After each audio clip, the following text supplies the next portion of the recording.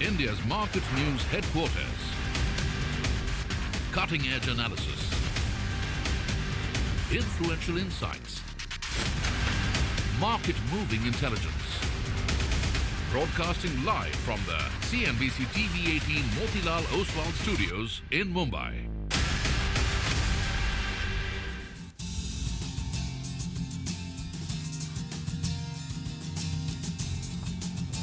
Good morning. You're with us here on a fresh new edition of Bazaar Morning Call, Tuesday morning, and it is the occasion of Dhanteras. So here's wishing all of you, your families, your loved ones, a very happy Dhanteras from all of us here on the Bazaar's team. We're coming to you from the CNBC TV 18 Motilal Oswal studios.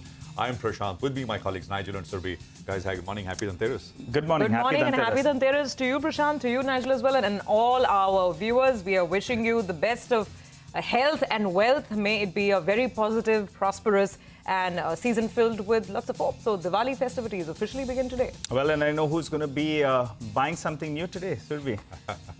Considering where gold prices have headed, I don't think so. But yeah, we'll see what we can do. Get it higher, so higher still. Yesterday we got the first semblance of a bit of a pullback, and I think that was good to see. I'll start with where we left off yesterday in terms of things you need to know. U.S. markets, they drifted higher, and I'm using the word drifted because it was a bit of a drift overall. S&P ended about a quarter higher. Nasdaq was up about 0.25%. The Russell, which is the broader small cap index in the U.S., that was up about 1.5%. So, you've got a bit of a lift coming through from overnight markets. So there are lots of things lined up, but immediately right in front of what the market is focused on, it's big tech earnings. The Magnificent Seven, 5 out of 7 companies report this week. And of course, you've got the US presidential elections next week. 5th of November is going to be the elections. The 10-year yield has gone up 4 basis points again last night. So 4.28. Dollar index is kind of flattish. Came off a little bit, but not very much. 104.29 or so. Oil prices, it's not new news you're waking up to. When we were trading yesterday in the last hour, oil prices were down about 6%, and we come back with these kind of cuts. So about 72, not very much in terms of change, incremental change on the oil price.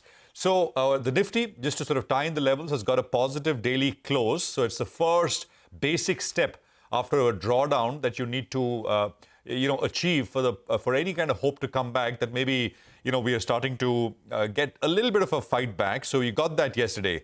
Now you got to take it across through hourly and daily averages.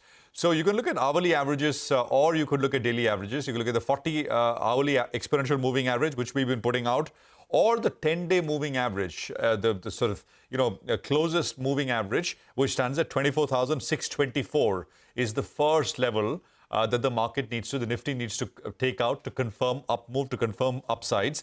Nifty Bank, it hit the 20-day moving average yesterday and then sold off from the intraday highs. And you need to close above that 20-day, which is 51,568 as of yesterday's close. And only then you'll see, or rather open the possibility of a bigger up move. On the downsides, I mean, the recent lows are all there, and we are well aware of it. So, you're looking at slightly upside kind of levels. I just want to say one thing. Over the next 1 week, 10 days, I mean, it's really a November to remember because you've got, all these earnings, big tech earnings lined up. Then you've got the jobs data this Friday. Then you've got the US presidential elections on the 5th of November, which is next week. The China NPC kicks off from the 4th to the 8th.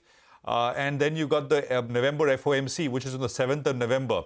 So you've got all these big events which the market needs to navigate.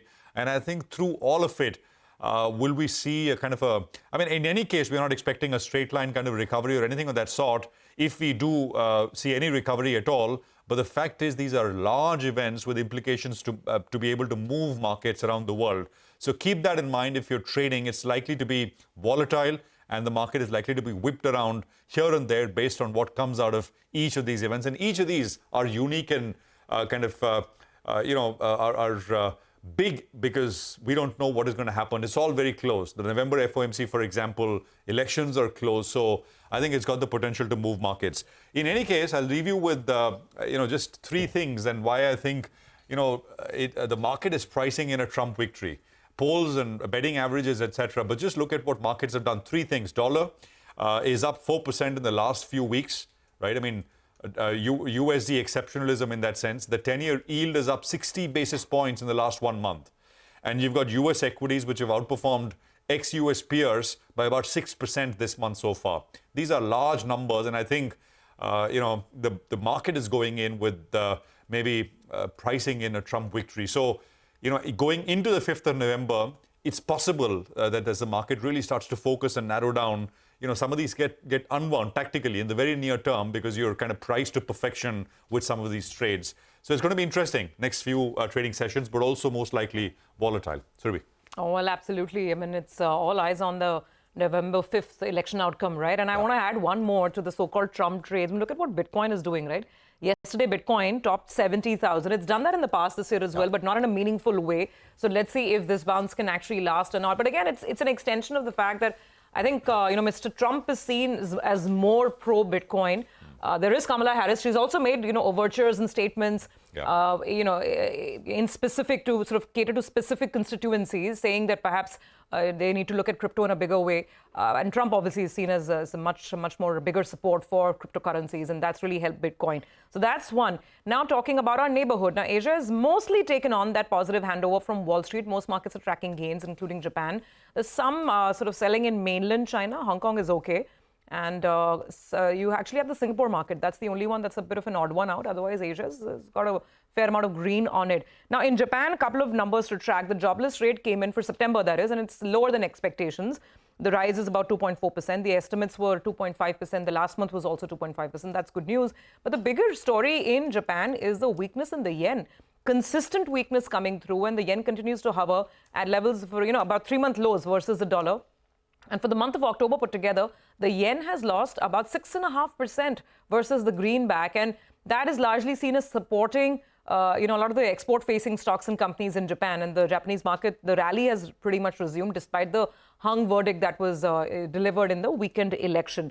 Anyway, for us, there was good news, some green back on the screen as the festive season kicked off. Finally, the Nifty halting its relentless downslide after 5 consecutive days of fall. Yesterday was a buying day. FIs are still net sellers, and we've been debating this point, and Prashant was talking about it yesterday as well, right? But we still have about 3,500 crores of selling coming on a daily basis.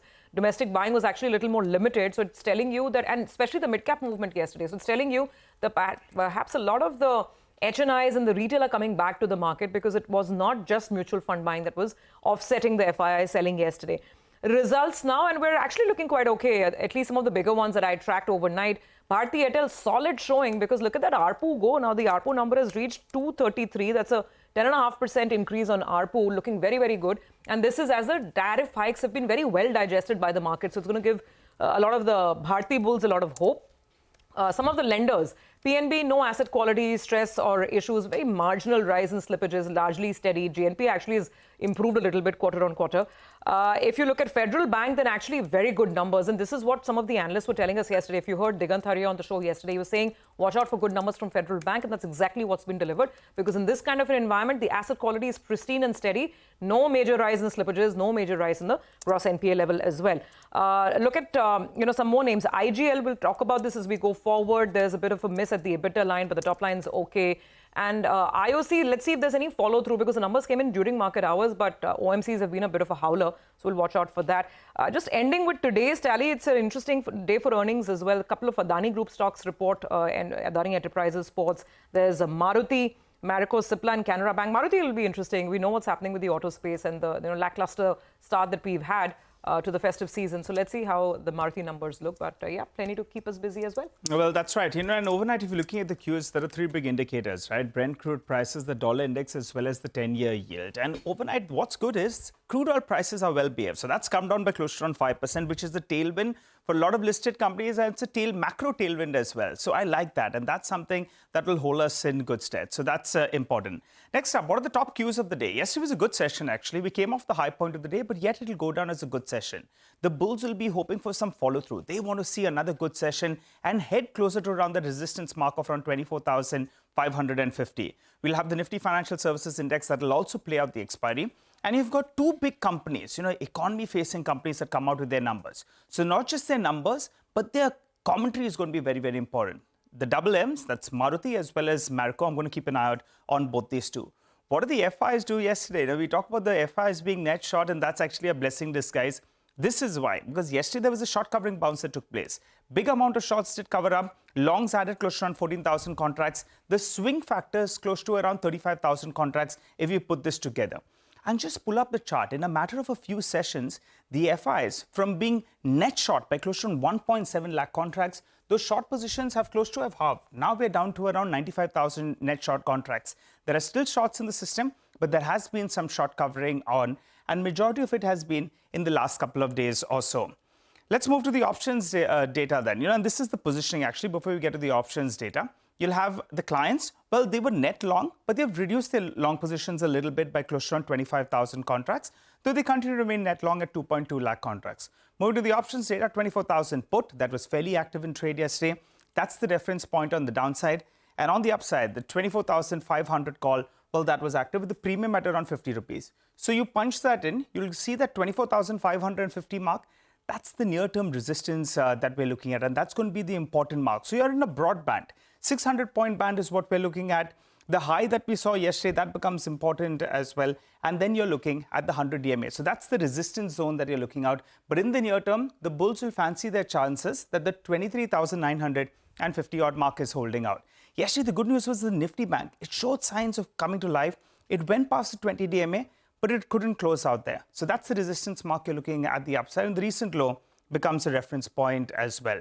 So yesterday was good. You'll want to follow through session today, and you'll want the Nifty to close closer to around the 24,550 odd mark. So let's get straight to the action. All right, Nigel, thank you very much for that. So that's the setup as we see it. Jeffrey.